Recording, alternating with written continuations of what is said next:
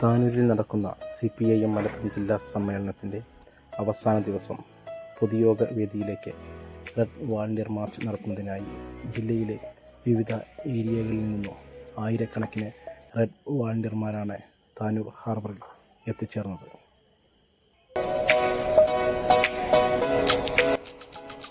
താനൂരിൻ്റെ ചരിത്രത്തിൽ ആദ്യമായാണ് ജില്ലാ സമ്മേളനം നടക്കുന്നത്. താനൂർ ഹാർബറിൽ നിന്നും ചീരാൻ കടപ്പുറത്തേക്കാണ് റെഡ് വാളണ്ടിയർ മാർച്ച്. 3 ദിവസമായി നടന്ന ജില്ലാ സമ്മേളനത്തിൽ ജില്ലയുടെ പാർട്ടിയുടെ പുതിയ അമരക്കാരനായി സഖാവ് VP അനിലിനെയും 38 അംഗ കമ്മിറ്റിയും തിരഞ്ഞെടുത്തു. ചീരാൻ കടപ്പുറത്തെ പൊതുയോഗം മുഖ്യമന്ത്രി പിണറായി വിജയനാണ് ഉദ്ഘാടനം ചെയ്യുന്നത്.